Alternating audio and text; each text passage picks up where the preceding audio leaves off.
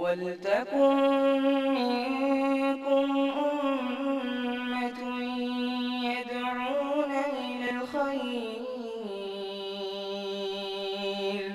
وَيَأْمُرُونَ بِالْمَعْرُوفِ وَيَنْهَوْنَ عَنِ الْمُنكَرِ وَأُولَٰئِكَ هُمُ الْمُفْلِحُونَ.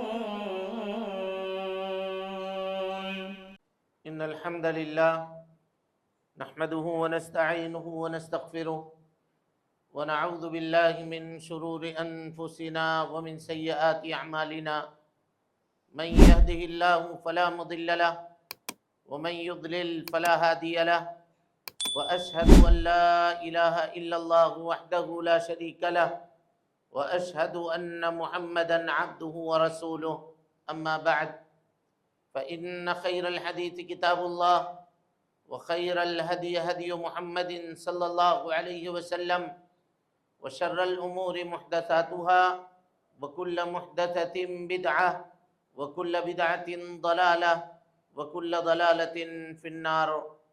فقد قال الله تبارك وتعالى في محكم تنزيله بعد أعوذ بالله السميع العليم من الشيطان الرجيم بسم الله الرحمن الرحيم وَلَقَدْ خَلَقْنَا الْإِنسَانَ وَنَعْلَمُ مَا تُوَسْوِسُ بِهِ نَفْسُهُ وَنَحْنُ أَقْرَبُ إِلَيْهِ مِنْ حَبْلِ الْوَرِيدِ إِذْ يَتَلَقَّى الْمُتَلَقِّيَانِ عَنِ الْيَمِينِ وَعَنِ الشِّمَالِ قَعِيدٌ مَا يَلْفِظُ مِنْ قَوْلٍ إِلَّا لَدَيْهِ رَقِيبٌ عَتِيدٌ وَجَاءَتْ سَكْرَةُ الْمَوْتِ بِالْحَقِّ ذَلِكَ مَا كُنْتَ مِنْهُ تَحِيدُ وَنُفِخَ فِي الصُّورِ ذَلِكَ يَوْمُ الْوَعِيدِ وَجَاءَتْ كُلُّ نَفْسٍ مَعَهَا سَائِقٌ وَشَهِيدٌ لقد كنت في غفلة من هذا فكشفنا عنك غطاءك فبصرك اليوم حديد وقال قرينه هذا ما لدي عتيد ألقيا في جهنم كل كفار عنيد مناع للخير معتد مريب الذي جعل مع الله إلها آخر فألقياه في العذاب الشديد قال قرينه ربنا ما أطغيته ولكن كان في ضلال بعيد قال لا تختصموا لدي وقد قدمت إليكم بالوعيد ما يبدل القول لدي وما أنا بظلام للعبيد. وقال الله تبارك وتعالى في مقام آخر إنا أنزلناه في ليلة القدر وما أدراك ما ليلة القدر ليلة القدر خير من 1000 شهر تنزل الملائكة والروح فيها بإذن ربهم من كل أمر سلام هي حتى مطلع الفجر. وقال النبي المصطفى صلى الله عليه وسلم عن أنس بن مالك الأنصاري رضي الله تعالى عنه قال قال رسول الله صلى الله عليه وسلم قد جاءكم شهر رمضان فيها ليل خير من 1000 شهر فمن حرم خيرها فهو محروم أو كما قال النبي المصطفى صلى الله عليه وسلم.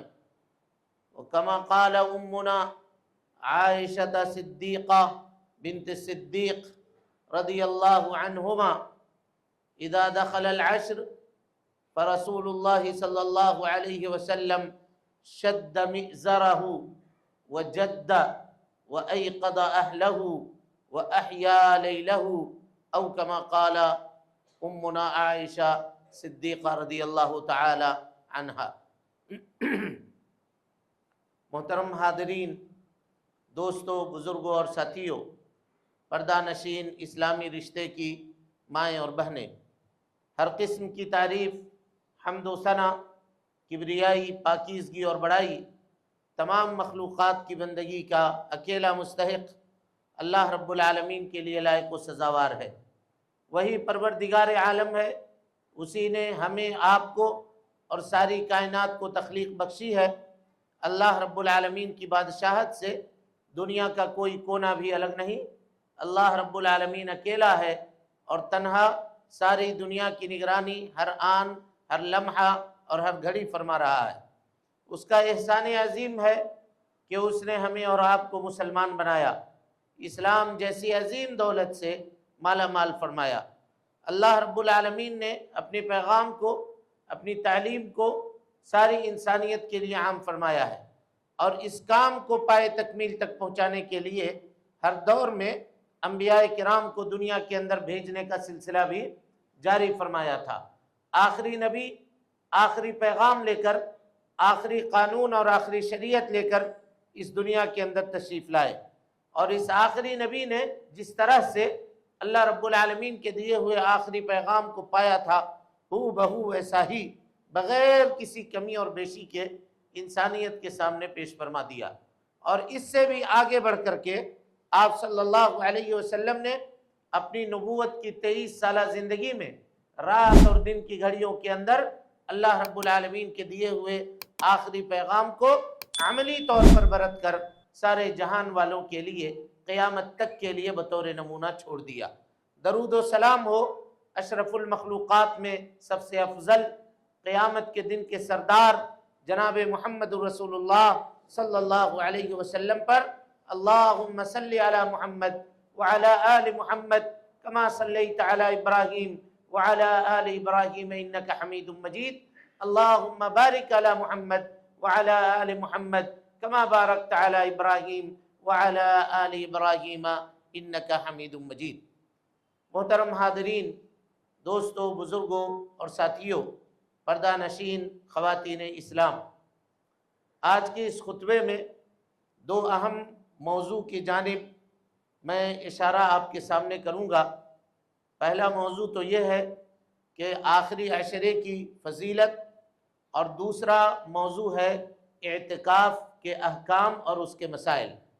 انشاءاللہ کتاب و سنت کی روشنی میں چند باتیں خطبے کے محدود وقت میں آپ کے سامنے ہم رکھنے کی کوشش کریں گے، اللہ رب العالمین سے اس دعا کے ساتھ کہ اللہ تعالی ہمیں کہنے سے زیادہ اور آپ کو سننے سے زیادہ ہم دونوں کو اس کے اوپر عمل کرنے کی توفیق نصیب فرمائے۔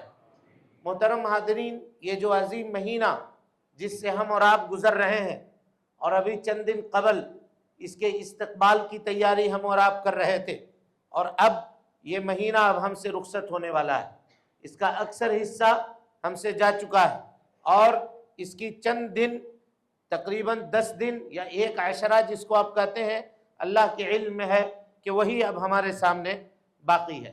انسان کو یہ دیکھ کر کے اپنی زندگی کی فکر کرنی چاہیے۔ انسان کی زندگی کی حیثیت یہی ہے، دنیا کے اندر وہ آیا ہے اور ایک دن اسی طرح سے اس کی زندگی کی شام ہو جائے گی۔ یہ مبارک مہینہ ابھی اترا تھا جس کے استقبال کے لیے مومنین کے دل کھلے ہوئے تھے، اور ہم سب طرح طرح کی پلاننگ کر رہے تھے کہ ہم یوں عبادت کریں گے، یوں قرآن مجید کی تلاوت کریں گے، یوں تراویح کی نمازیں پڑھیں گے، یوں اللہ کے سے اپنی مغفرت کروانے کی کوشش کریں گے، اللہ کے سامنے دعائیں کریں گے، مغفرت مانگیں گے، توبہ کریں گے، استغفار کریں گے۔ پتہ نہیں یہ مرحلہ ہمیں حاصل ہوا یا نہیں ہوا، لیکن اب یہ مہینہ ہم سے رخصت ہوا چاہتا ہے، اب یہ مہینہ ہم سے نکلنا چاہتا ہے۔ لیکن اب بھی ہمارے پاس وقت ہے، اور وہ وقت کیا ہے کہ جو مہینہ، جو وقت گزر گیا وہ تو گزر گیا، لیکن جو اب باقی ہے یہ گزرے ہوئے دنوں سے زیادہ قیمتی اور افضل ہے، گزرے ہوئے دنوں سے زیادہ قیمتی اور افضل ہے۔ لہذا اگر کوئی آدمی اس وقت بھی ہوش کے ناخن لے اور پلٹے اللہ رب العالمین کی جانب، عبادتوں کی جانب واپس پلٹ کر کے آئے، اور اس 10 دن کو اللہ تعالی سے ثواب کی نیت رکھتے ہوئے اور اس کے فضائل کو اور اس کے احکام کو اپنے دل و دماغ میں پورے طور پر بٹھائے ہوئے اگر اللہ رب العالمین کی وہ عبادت کرتا ہے، اللہ کے سامنے سچے دل سے توبہ کرتا ہے، تو اللہ رب العالمین کو وہ غفور الرحیم پائے گا، اللہ تعالیٰ کو وہ بخشنے والا پائے گا۔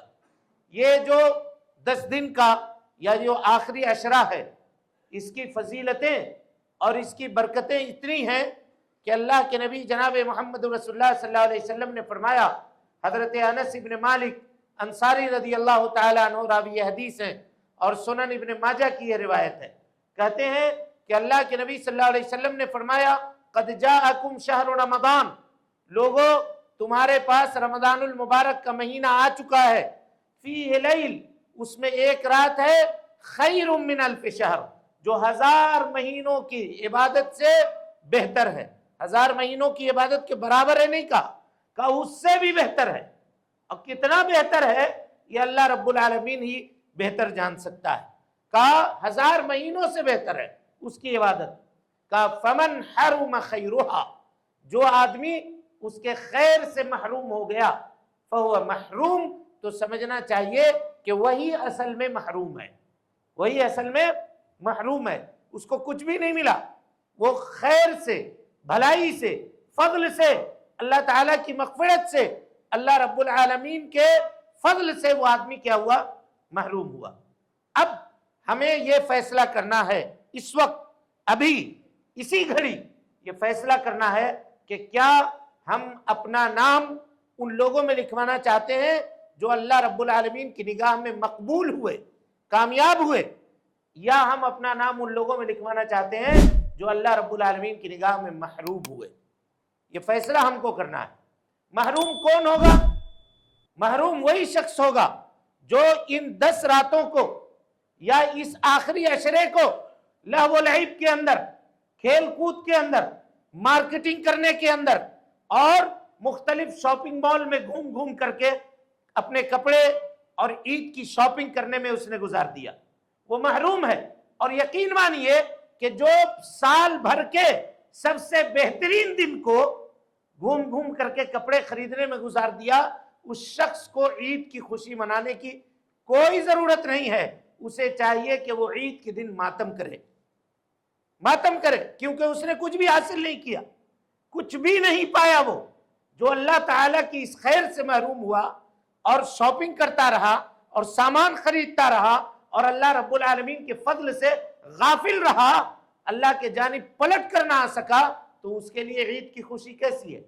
عید کی خوشی تو اس کے لیے ہے جو اللہ کے وعید سے ڈرنے والا ہوا، عید کی خوشی تو اس کے لیے ہے جو اللہ رب العالمین کے عذاب سے کانپنے والا ہوا، عید کی خوشی تو اس کے لیے ہے جو اس مہینے کے اندر اللہ تعالیٰ کی عبادت کر کے اللہ رب العالمین کو راضی کرنے والا ہوا، یہ اس کے لیے ہے۔ میرے بھائیوں، یہ جو ایام یا یہ جو راتیں ہم سے گزرنے والی ہیں، ان راتوں کی فضیلت دیکھیے کہ اللہ کے نبی جناب محمد رسول اللہ صلی اللہ علیہ وسلم، جن کے اگلے گناہ اور جن کے پچھلے گناہ اللہ تعالیٰ نے تمام گناہوں کو معاف کر دیا تھا، آپ کے نام اعمال میں کوئی گناہ نہیں تھا۔ ہم جیسے لوگوں کے گناہ بھر سے نام اعمال کیا ہے؟ بھرے ہوئے ہیں۔ ہمارے نام اعمال ہمارے اپنے گناہوں سے سیاہ ہیں، باوجود اس کے ہم کو کوئی فرق نہیں پڑتا، جبکہ اللہ کے نبی صلی اللہ علیہ وسلم کے اگلے اور پچھلے گناہ معاف تھے۔ وہ ان کا کیا عمل تھا دیکھیے۔ ام المومنین کہتی ہیں اذا دخل العشر، جب رمضان کا یہ آخری عشرہ داخل ہوتا، اللہ کے نبی صلی اللہ علیہ وسلم شد میزرہ، اپنا کمر کس لیا کرتے تھے۔ کمر کسنے کا 2 معنی علماء نے بیان کیا ہے۔ ایک معنی تو یہ ہے کہ پورے طور پہ تیار ہو جاتے تھے، کہتے ہیں نا کہ اس کام کو کرنے کے لیے میں نے اپنی کمر کس لی ہے، یعنی پورے طور پہ اپنی ہمت کو یکجا کر کے اب میں پکا اور پختہ ارادہ کر چکا ہوں۔ اس بات کو بتانے کے لیے آدمی کہتا ہے کہ ہم نے کمر کس لیا ہے۔ اور کمر کسنے کا ایک معنی علماء نے یہ بھی بیان کیا ہے کہ آپ ازواج مطہرات سے پورے طور پہ الگ ہو جاتے اور ازواج مطہرات سے الگ ہو کر کے اپنے سارے اوقات کو اللہ کے نبی صلی اللہ علیہ وسلم عبادتوں کے اندر لگایا کرتے تھے۔ اور مسلم کی روایت ہے جس سے اس قول کی تائید ہوتی ہے، کہا کہ جب اذا دخل العشر، رمضان کا آخری عشرہ داخل ہوتا تو اللہ کے نبی صلی اللہ علیہ وسلم جدہ مانے بہت کوشش کرتے، وشد المئزر، اور اپنا کمر کس لیتے۔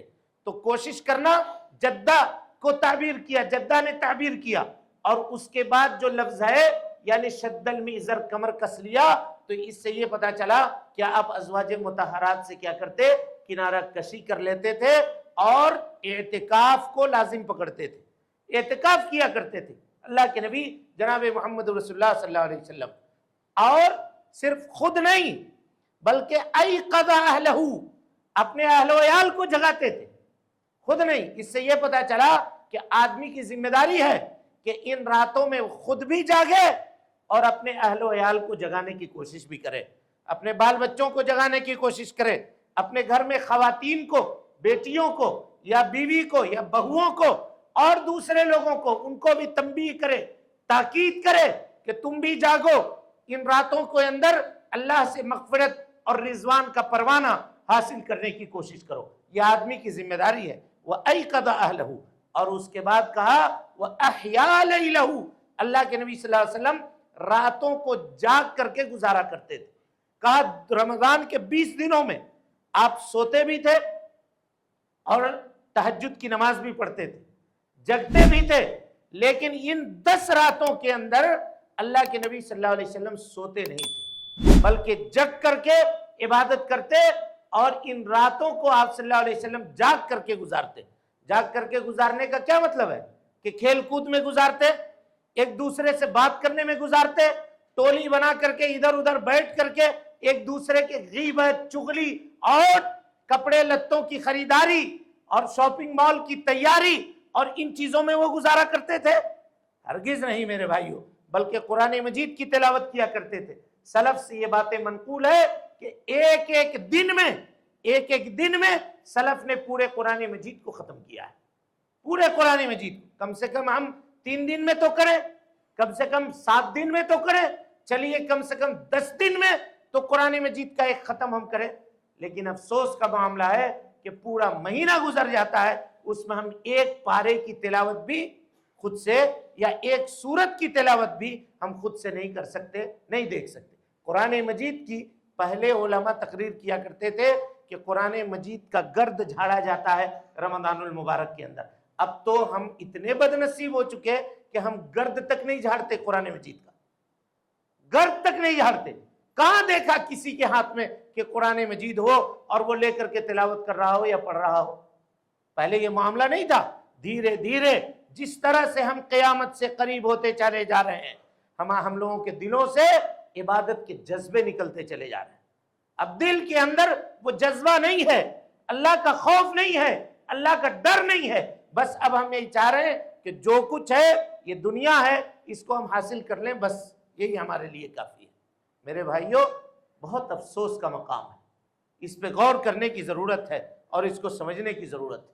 بہرحال اللہ تعالیٰ فرماتا ہے اِنَّا أَنزَلْنَاهُ فِي لَيْلَةِ الْقَدْرِ، یہ قرآن مجید اس کو اللہ رب العالمین نے لیلۃ القدر میں نازل فرمایا. اور لیلۃ القدر کب ہے؟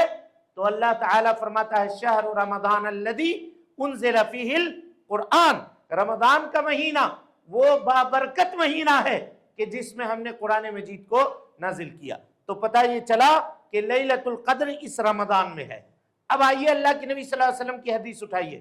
کہا کہ لوگوں لیلۃ القدر کو التمسوها فی وتر من عشر الاواخر من رمضان، رمضان کے آخری عشرے کے طاق راتوں کے اندر کیا کرو؟ لیلۃ القدر کو تلاشا کرو. یہ اللہ کے نبی جناب محمد رسول اللہ صلی اللہ علیہ وسلم نے کہا. یعنی 21ویں اور اسی طریقے سے 23ویں، 25ویں رات اور 27ویں رات اور 29ویں رات. کہا یہ جو 5 طاق رات ہیں، پھوٹ جو راتیں ہیں، بیجوڑ، طاق مانے بیجوڑ راتوں کے اندر اس کو کیا کرو؟ تلاشا کرو. نبی صلی اللہ علیہ وسلم سے کئی ایک احادیث مروی ہیں جس کے بارے میں لیلۃ القدر کے تعین کا ثبوت ہوتا ہے. ایک مرتبہ اللہ کے نبی صلی اللہ علیہ وسلم نے کہا، حضرت ابو ہریرہ راوی حدیث ہے کہ لوگوں مجھے لیلۃ القدر کا پتہ اللہ نے بتایا تھا، لیلۃ القدر کا پتہ بتلایا تھا، لیکن میں بھول گیا. اور ایک روایت میں ہے کہ نبی صلی اللہ علیہ وسلم اعتکاف میں تھے، آپ کو لیلۃ القدر کی خبر دی گئی، آپ نکلے مسجد سے باہر تاکہ جو آدمی ملے اس کو ہم بتلا دیں. لیکن مسجد کے باہر 2 لوگ جھگڑا کر رہے تھے، لڑائی کر رہے تھے. ان دونوں کی لڑائی سلجھانے میں، ان کو الگ کرنے میں، لڑائی چھڑانے میں اللہ کے نبی صلی اللہ علیہ وسلم کہتے ہیں کہ میں بھول گیا. وہ کون سی رات تھی؟ نبی بھولا نہیں کرتے، اللہ تعالیٰ نے بھلوا دیا. کیوں بھلوا دیا؟ اس وجہ سے بھلوا دیا تاکہ مومنین اس کے قدر و قیمت کو جانیں اور پورے طور پہ عبادت کریں. اگر یہ بتا دیا جاتا کہ اس وقت وہ رات ہے تو پھر کون جاگتا؟ اور ہم جیسے ہرمان نصیب لوگ، ہم تو رمضان کے اکثر راتوں سے بھی غافل ہو جاتے اور صرف اس رات میں عبادت کر کے سمجھتے کہ اب ہم نے اپنا سارا معاملہ اللہ رب العالمین کے سامنے طے کر لیا ہے. اس میں خیر ہے، بھلائی ہے ہمارے لیے. اسی لیے جانتے ہیں حضرت عبداللہ ابن مسعود رضی اللہ تعالیٰ عنہ کہا کرتے تھے کہ لوگوں लैलतुल कद्र अगर तुमको पाना है तो साल के पूरे दिनों के अंदर तलाश करने की कोशिश करो। अल्लाह अकबर। हजरत उबई इब्ने काब से पूछा गया कि ये इब्ने मसूद ने क्या कौल कह दिया? कहा कि इब्ने मसूद तुमसे ज्यादा जानते हैं उस हदीस के बारे में, लेकिन वो कहना चाह रहे हैं कि साल के तमाम रातों में तुम्हारा जज्बा और तैयारी ये होनी चाहिए कि हम अपनी आदत इस तरह से बनाएं कि लैलतुल कद्र हमें मिले। और जो साल के पूरे अय्याम में अल्लाह ताला की इबादत करेगा और तहज्जुद की नमाज पढ़ेगा, वो लैलतुल कद्र में भी पढ़ेगा और उससे कभी महरूम नहीं होगा। और अल्लाह अकबर, शेख इब्ने उसैमीन ने कैसा जबरदस्त नुक्ता निकाला है, देखिए इससे इतना जबरदस्त नुक्ता। कहते हैं कि यहाँ उन खवातीन के लिए भी खुशी का बड़ा मकाम है कि जो अपनी मखसूस बीमारी की वजह से इस रात के अंदर नमाजों नहीं पढ़ सकती हैं या इसके दिन में रोजे नहीं रख सकती हैं। उनके दिल में कभी कभी मलाल होता है कि ये क्या हो गया हमारे साथ, अगर ये नहीं होता तो हम भी इबादत करते, अगर ये नहीं होता तो हम भी कुरान मजीद की तिलावत करते, अगर ये नहीं होता तो हम भी मसाजिद में जाकर के इबादत करते, लेकिन हम तो इससे महरूम हो गए। कहा नहीं नहीं नहीं, अगर आपकी नीयत थी कि अल्लाह कि आप इबादत करेंगे, अगर आपकी नीयत ये थी कि हम लैलतुल कद्र में जगेंगे और अल्लाह ताला से माफी मांगेंगे, तो अगर किसी बीमारी की वजह से आप न जग सके तो अल्लाह रब्बुल आलमीन आपके नामे आमाल में कोई सवाब कम नहीं करेगा, कोई सवाब कम नहीं करेगा। और वो हदीस देखिए, एक सहाबी आए और कहा कि अल्लाह के नबी सल्लल्लाहु अलैहि वसल्लम, बीमारी की वजह से हमारा ये मामला है। कहा अल्लाह ताला आपके अजर व सवाब में कोई कमी वाक़ई नहीं करेगा। कहा ये कब? ये उस वक्त कि जो आदमी जमात की नमाजों के अंदर हाजिर हुआ करता था, 5 वक्त की नमाजें मस्जिद में आकर के पढ़ता था, लेकिन अब उसको कोई बीमारी लग गई, हॉस्पिटल में एडमिट हो गया या कोई परेशानी आ गई, अब घर से उठ करके नमाज के लिए नहीं आ सकता है, अगरचे वो अपनी बिस्तर पर है, लेकिन अल्लाह रब्बुल आलमीन मस्जिद में नमाज पढ़ने का सवाब उसके नामे अमाल में लिखेगा, क्योंकि उसने जिंदगी में अल्लाह ताला की इबादत को इसी तरह से अंजाम दिया है। समझ रहे हैं बात को? ये दीन है। लेकिन एक आदमी जो लहव लईब में अपनी जवानी गुजार रहा है, सेहत के अय्याम खेलकूद में गुजार रहा है, और वो ये सोचेगा कि अब हम कमजोर पड़ गए तो हमको अल्लाह रब्बुल आलमीन अजर व सवाब से नवाजे, तो अब अजर व सवाब वो मिलने वाला नहीं है जो उस आदमी को मिलेगा जिसने अपनी जवानी को अल्लाह ताला की इबादत में गुजारा हो। तो कहा अगर बीमार भी पड़ गए तो साल भर अगर जो इबादत तुमने किया है उस इबादत से और तुम्हारे जज्बे को देखते हुए अल्लाह रब्बुल आलमीन तुम्हारे सवाब में कोई कमी नहीं करेगा। अल्लाह ताला कितना बड़ा गफूर रहीम है और कितना रहम करने वाला और अपने बंदों के साथ कितनी मेहरबानी का मामला करने वाला है, आप इस हदीस से उसका अंदाजा लगा सकते हैं। मेरे भाइयों, कहा इन्ना अंज़लनाहु फी लैलतुल क़द्र, हमने कुरान को लैलतुल क़द्र में नाजिल किया, और लैलतुल क़द्र रमजान के आखिरी अशरे के ताक़रातों में तलाशने का हुक्म दिया। एक सहाबी ने पूछा कि अल्लाह के नबी सल्लल्लाहु अलैहि वसल्लम लैलतुल क़द्र कब है? तो कहा मुझे उसका इल्म तो था, लेकिन अल्लाह ताला ने भुला दिया, लेकिन ये जान लो कि जिस दिन लैलतुल क़द्र होगा उस दिन मैं कीचड़ में सजदा करूंगा। कीचड़ में सजदा करूंगा। कीचड़ में सजदा करने का क्या मतलब? कहा कि बारिश होगी रात में और मस्जिद नबवी की छत टपकेगी, और जाहिर सी बात है खजूर के छालों की बनी हुई छत थी, कोई कंक्रीट तो था नहीं, छत टपकेगी और कीचड़ मस्जिद में बनेगा और वहां मैं सजदा करूंगा। साहबी कहते हैं कि वो रात में देख रहा था, कहा 21वीं की रात थी, रात को बारिश हुई, अब प्यारे मुस्तफा सल्लल्लाहु अलैहि वसल्लम मुसल्ले पे नमाज पढ़ा करके जब बैठे हम लोगों की तरफ, और रोशनी जब निकली, सूरज की पौ जब फटी फजर के बाद, तब हम लोगों ने देखा कि प्यारे मुस्तफा सल्लल्लाहु अलैहि वसल्लम के पेशानी मुबारक पर और आपके नाक के ऊपर जो है मिट्टी के असरात हैं। तब हम समझ गए कि लैलतुल क़द्र जी था, ये आज ही की रात थी। इसी तरह से एक जगह कहा कि लैलतुल क़द्र 23 को है। एक सहाबी थे, उन्होंने कहा कि मैं दूर दराज रहता हूं, कोई एक रात बताइए अल्लाह के नबी सल्लल्लाहु अलैहि वसल्लम कि उस रात में आकर के मैं अल्लाह रब्बुल आलमीन की इबादत करूं। कहा 23वीं रात को आ जाना। कहते हैं कि असर से कबल वो आ जाते देहात से, अपने घोड़े को या अपने ऊंट को मस्जिद नबी के बाहर बांध देते और फिर फजर पढ़ करके, सहरी वगैरह करके फजर पढ़ के मस्जिद नबी से बाहर निकलते और अपने ऊंट के ऊपर सवार होते और जाते थे। حضرت حسن بصری کہتے ہیں کہ وہ لیلۃ القدر کو 23 میں اور 24 میں، یہ 2 دن تلاشتے تھے، 23 کی رات میں اور 24 کی رات میں۔ تو کہا کہ 23 اور 24 کو کہے تلاشتے ہو؟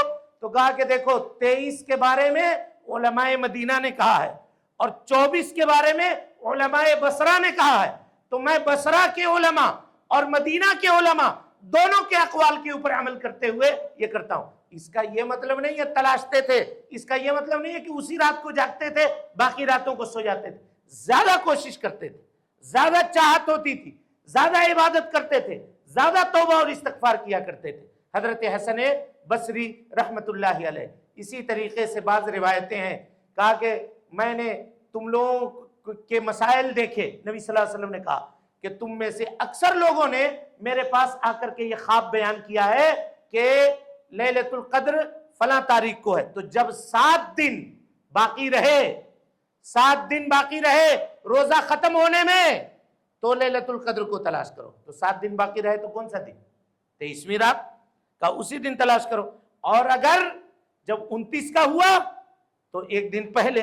تو اس وجہ سے کہتے ہیں علماء کہ اگر کوئی آدمی 10 کے 10 رات جاگ جائے اللہ تعالیٰ کی عبادت کرنے کے لیے، تب تو پکا اور یقینی ہے کہ اس کو لیلۃ القدر کیا ہوگا؟ مل ہی جائے گا، پکا اور یقینی ہے کہ مل جائے گا۔ لیکن لیلۃ القدر میں کرنا کیا ہے؟ یہاں یہ سوال ہوتا ہے۔ تو میرے بھائیوں، اللہ کی عبادتوں میں سب سے بڑی عبادتیں جس کے ذریعے بندہ اللہ کے قریب ہوتا ہے وہ فرض عبادت ہے۔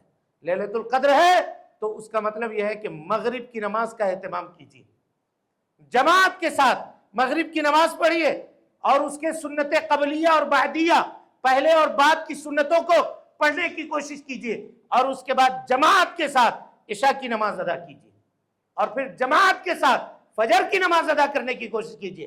اگر ان 3 نمازوں کو آپ نے پڑھ لیا تو حدیث دیکھیے، پیارے مصطفیٰ صلی اللہ علیہ وسلم نے فرمایا کہ جس نے عشاء کی نماز جماعت کے ساتھ ادا کی گویا اس نے آدھی رات کا قیام کیا، آدھی رات کا قیام کیا۔ اور کہا جس نے فجر کی نماز جماعت کے ساتھ ادا کر لی اس نے پوری رات کا قیام کیا۔ اللہ اکبر۔ کہا لیلۃ القدر اس کو پانا یقینی ہے، اور اس سے بھی آگے بڑھیے، اپنی ہمت کو جٹائیے۔ پیارے مصطفیٰ صلی اللہ علیہ وسلم کی سنت ہے، آپ تراویح کی نماز ادا کیا کرتے تھے، قیام اللیل کیا کرتے تھے، تو ان راتوں کے اندر قیام اللیل کیجیے۔ اور پیارے مصطفیٰ کی سنت یہ ہوتی تھی کہ دیگر ایام کے مقابلے میں ان آخری عشرے میں آپ کی تراویح کی نماز کیا ہوتی تھی؟ طویل ہوتی تھی، لمبی ہوتی تھی۔ آپ قرآن مجید کی زیادہ تلاوت کیا کرتے تھے تاکہ اس کے خیر کو پا سکیں اور اس کے خیر کو حاصل کر سکیں۔ تو اس نماز کو بھی ادا کیجیے۔ اور اس کے بعد اگر وعظ و نصیحت کی مجلس ہے، بپا کی گئی ہے، تو وہاں بھی بیٹھیے، شریک ہوئیے۔ کیوں کہ حدیث سنیے۔ کچھ لوگ کہتے ہیں کہ نہیں لیلۃ القدر میں یہ نہیں کرنا چاہیے، ان کو حدیثوں کا علم نہیں یا شریعت کے مجاز کا پتہ نہیں، جو اس طرح کی باتیں کرتے ہیں ان کی باتوں کے اوپر دھیان مت دیجیے، بلکہ یہ سنیے کہا کہ اللہ تعالیٰ کے کچھ فرشتے ہیں جو حلقہ ذکر کو تلاش کرتے ہیں، کہاں بیٹھ کر کے لوگ دین حاصل کر رہے ہیں، کتاب و سنت کی تعلیم سیکھنے کی کوشش کر رہے ہیں۔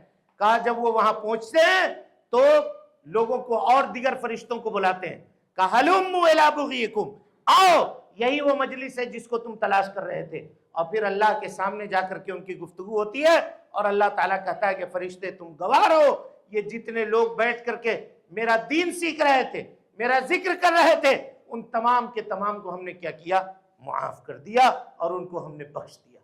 یہ دیکھیے یہ فضیلت اس کے اندر بھی حاصل ہوتی ہے، لہذا وہ بھی کیا کیجیے، راتوں کو جگیے بھی، نماز ادا بھی کیجیے، تراویح کی نماز بھی پڑھیے، موقع ملے قرآن مجید کی تلاوت بھی کیجیے، خوب جم کر کے دعا کیجیے، اللہ رب العالمین سے گریوزاری کیجیے، فریاد کیجیے، خیر مانگیے، انشاءاللہ اللہ رب العالمین آپ کو خیر سے نوازے گا۔ اللہ کہتا ہے تنزل الملائکۃ والروح فیہا بإذن ربہم من کل امر، یہاں جبرائیل امین نازل ہوتے ہیں، فرشتے نازل ہوتے ہیں اس رات میں، اور پوری کی پوری رات سلامتی کی رات ہوتی ہے۔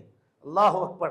علماء نے اسی سے لکھا، ابن قیم نے، سلامتی کا مطلب یہ ہوگا کہ اس دن رات میں گرمی نہیں ہوگی، ایک دم موسم معتدل ہوگا، ہوائیں ہلکی ہلکی چل رہی ہوں گی، کوئی تیز جھونکا بھی نہیں آئے گا، اور ہر طرف ایک طرح کا سکون ماحول کے اندر آپ کو ملے گا۔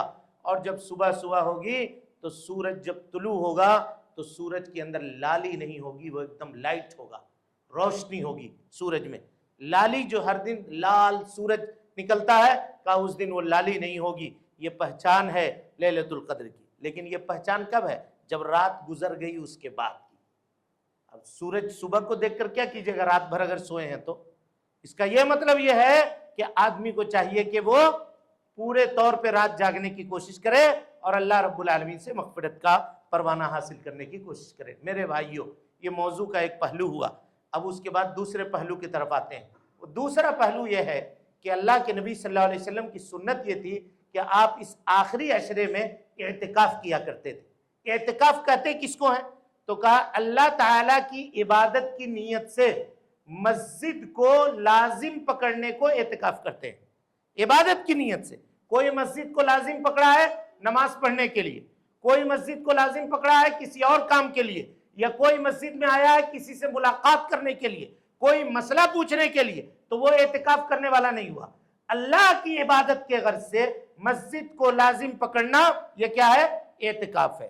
اقل اعتکاف کہتے ہیں ایک دن ایک رات کا ہے، اور اکثر جو سنت ہے کہا کہ وہ 10 دنوں کا ہے جو اللہ کے نبی صلی اللہ علیہ وسلم کیا کرتے تھے۔ اور اگر کوئی آدمی پورے رمضان کا کرنا چاہے تو بھی وہ کر سکتا ہے، اس میں کوئی حرج کی بات نہیں ہے۔ یا رمضان کے علاوہ سال کے کسی بھی مہینے میں اگر آدمی اعتکاف کرنا چاہتا ہے مسجد میں تو وہ کر سکتا ہے، اس میں کوئی حرج کی بات نہیں ہے۔ یہ سب مسائل ہیں، اس کو جانیے اور اس کو سیکھنے کی کوشش کیجیے۔ اللہ کے نبی جناب محمد رسول اللہ صلی اللہ علیہ وسلم جب ہجرت کر کے مدینہ آئے تو آپ نے رمضان میں پہلے عشرے کا اعتکاف کیا، 1 تاریخ سے لے کر کے 10 رمضان تک یہ اعتکاف کیا آپ نے۔ جبرائیل نے آ کر کے کہا کہ اللہ کے نبی صلی اللہ علیہ وسلم آپ جو چاہتے ہیں نا وہ اس کے آگے ہے، تو آپ نے 11 سے لے کر کے آئندہ سال 11 سے لے کر کے 20 تک کا اعتکاف کیا۔ پھر جبرائیل آئے اور کہا کہ اللہ کے نبی صلی اللہ علیہ وسلم آپ جو چاہتے ہیں یعنی لیلۃ القدر کا حصول وہ اس کے آگے ہے، تو آپ صلی اللہ علیہ وسلم نے کیا کیا؟ اعتکاف شروع کیا رمضان المبارک کے آخری عشرے کے اندر، اور یہی آپ کی زندگی میں مستقر رہا۔ اس سے یہ پتا چلا کہ اعتکاف کہاں کیا جائے گا؟ مسجد کے اندر کیا جائے گا۔ یہ اللہ کے نبی جناب محمد رسول اللہ صلی اللہ علیہ وسلم کا عمل ہے۔ اب یہ بتائیے کیا خواتین، یہ کئی مرتبہ یہ سوالات آتے ہیں، کیا خواتین اپنے گھروں میں جہاں وہ نماز پڑھتی ہیں، بعض خواتین اپنے گھروں میں مخصوص مصلی بناتی ہیں کہ اس جگہ پر وہ نماز پڑھتی ہیں اور قرآن مجید کی تلاوت وغیرہ کرتی ہیں، تو کیا کوئی خاتون اپنے گھر میں بیٹھ کر کے وہاں اعتکاف کر سکتی ہے یا نہیں کر سکتی ہے؟ میرے بھائیوں، تینوں ائمہ، امام مالک رحمۃ اللہ علیہ، امام شافعی رحمۃ اللہ علیہ، امام احمد بن حنبل رحمۃ اللہ علیہ، یہ کہتے ہیں کہ اعتکاف جب بھی کبھی ہوگا وہ مسجد کے اندر ہوگا، گھر میں نہیں ہوگا، چاہے مرد ہوں چاہے عورتیں ہوں۔ صرف امام ابو حنیفہ رحمۃ اللہ علیہ کا ایک قول ہے کہ خواتین اپنے گھر کی مسجد میں، وہ یہ بھی نہیں کہتے ہیں، کہہ رہے گھر کی مسجد میں اگر خاتون اعتکاف کرنا چاہے تو وہ کر سکتی ہیں۔ تمام علماء کا متفقہ طور پہ یہ قول ہے کہ امام ابو حنیفہ رحمۃ اللہ علیہ کا یہ قول صحیح نہیں ہے، اس کے اوپر عمل نہیں کیا جائے گا۔ کہا کیوں نہیں کیا جائے گا؟ کہا حضرت عبداللہ ابن عباس رضی اللہ عنہما سے روایت مروی ہے کہ ایک خاتون آتی ہیں اور کہتی ہیں کہ میں نے یہ نظر مانی ہے کہ میں اپنے گھر میں اعتکاف کروں۔ جملہ سنیے گا کہ میں نے یہ نظر مانی ہے کہ میں اپنے گھر میں اعتکاف کروں۔ حضرت عبداللہ ابن عباس نے کہا کہ گھر میں اعتکاف نہ کرو کیونکہ یہ بدعت ہے۔ یہ کیا ہے؟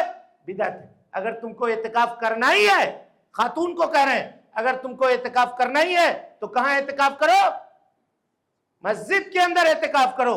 اس سے یہ پتا چلا کہ اعتکاف جب بھی کبھی ہوگا وہ کب ہوگا؟ کہاں ہوگا؟ مسجد میں ہوگا۔ سمجھ رہے؟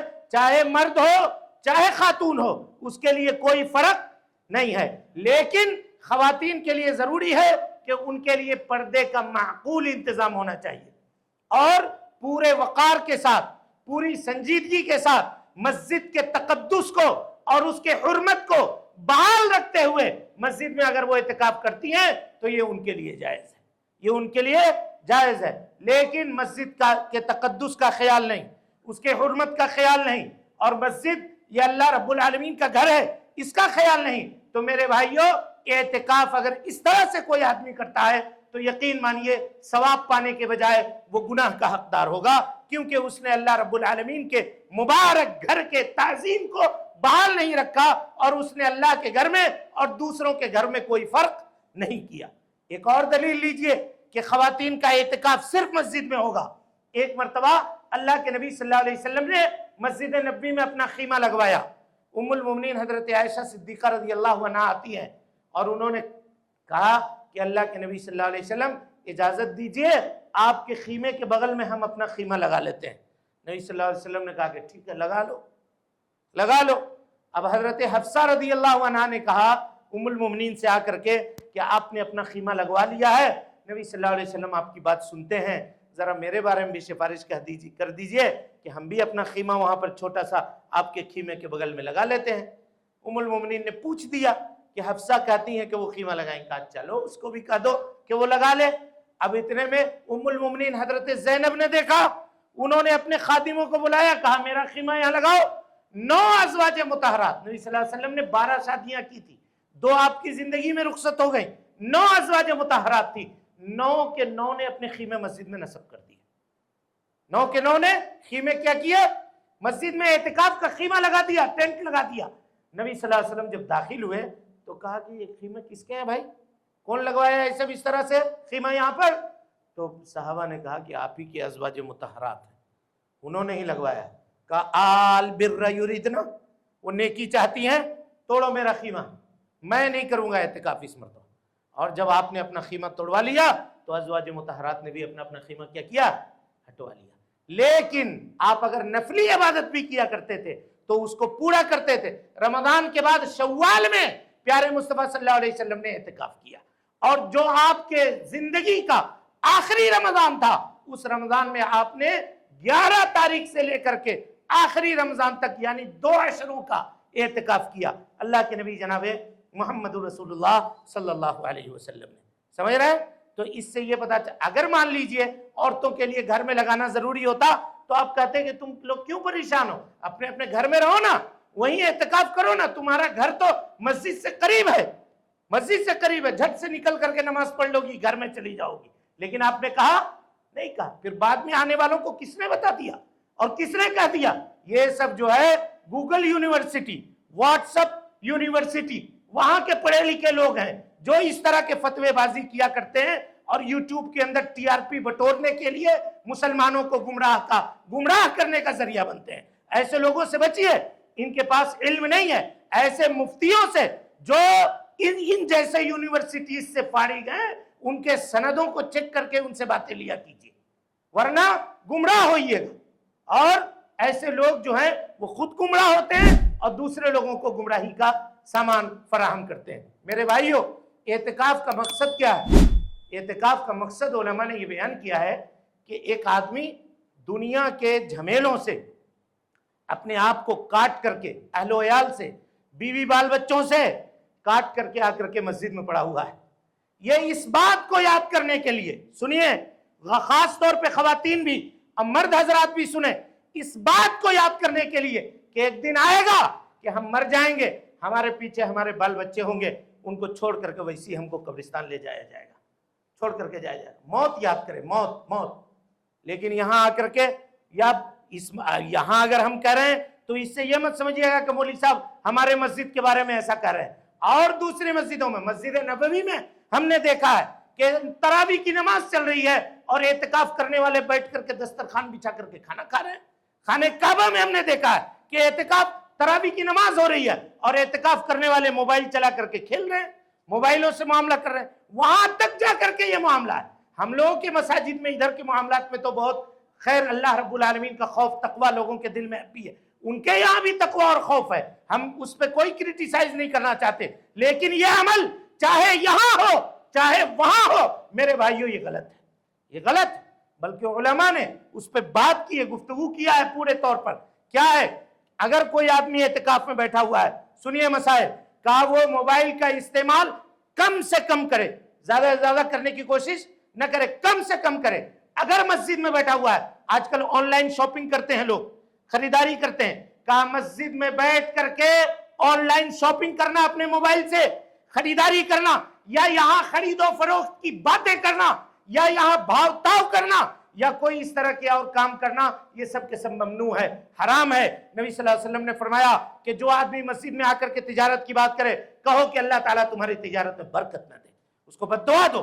آپ نے عام حالت میں بد دعا دینے سے منع کیا، لیکن یہاں پہ کہا کہ اس کو بد دعا دو جو مسجد میں آ کر کے بیچنے اور خریدنے کی باتیں کرتا ہے۔ یہ مسجد خریدنے اور بیچنے کے لیے بنائی گئی ہے کہ اس کے لیے بازار ہے؟